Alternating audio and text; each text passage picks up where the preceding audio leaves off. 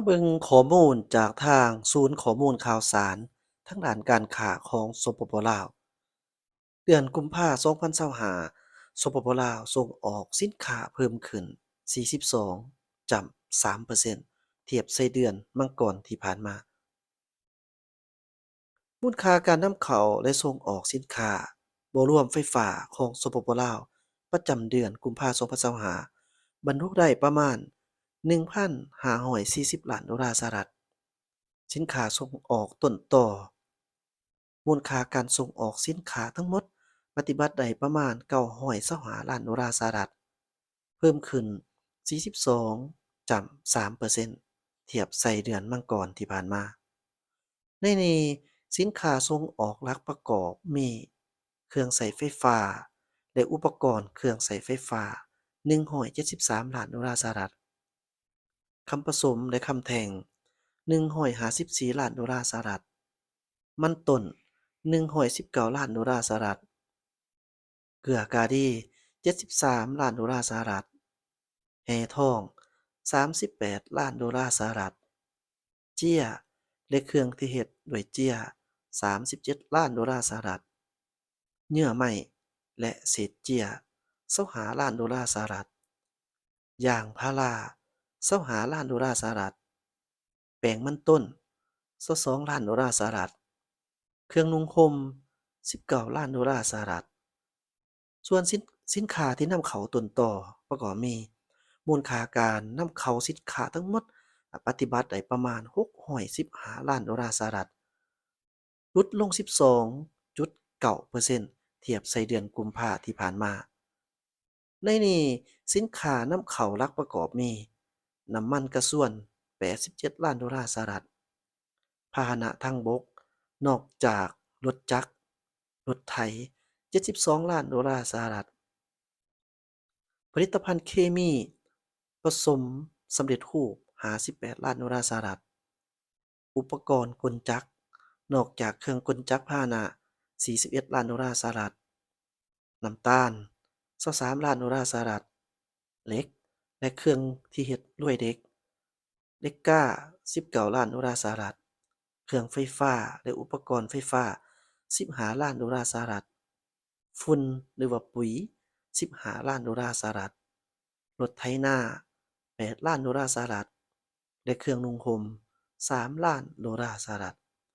ประเทศที่ส่งออกต้นต่อ5อันดับ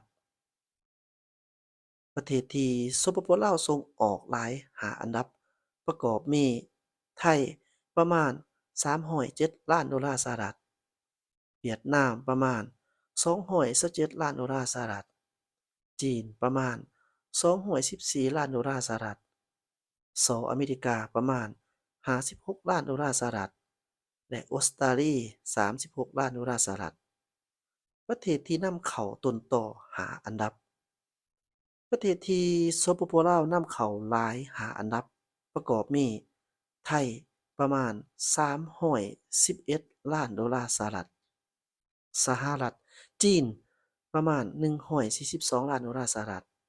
เวียดนามประมาณ76ล้านดอลลาร์สหรัฐญี่ปุ่นประมาณ15ล้านดอลลาร์สหรัฐและอเมริกาประมาณ15ล้านดอลลาร์สหรัฐ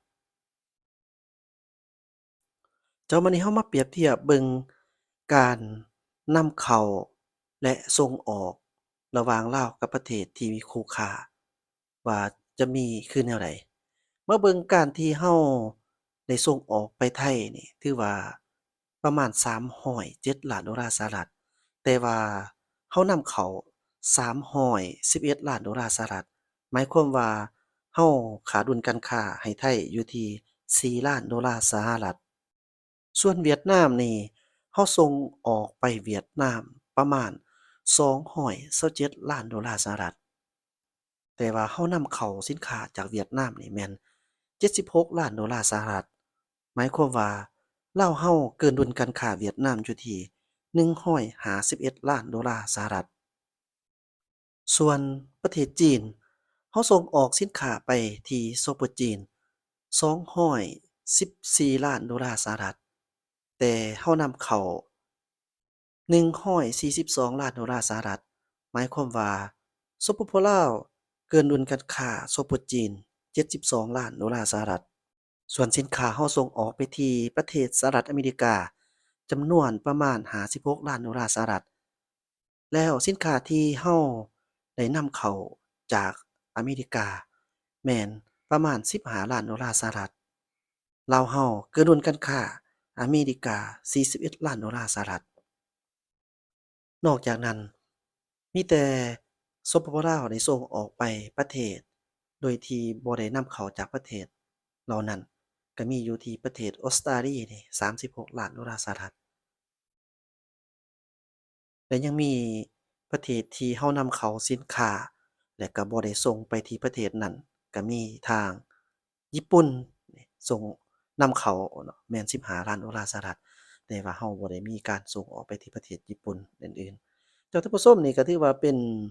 ข้อมูลจากทางข่าวสารทางด้านการค้าของทางสปปลาวเพิ่นก็มาเปิดเผยให้เราได้รู้เกี่ยวกับการส่งออกนำเข้าสินค้าประจำเดือนกุมภาพันธ์2025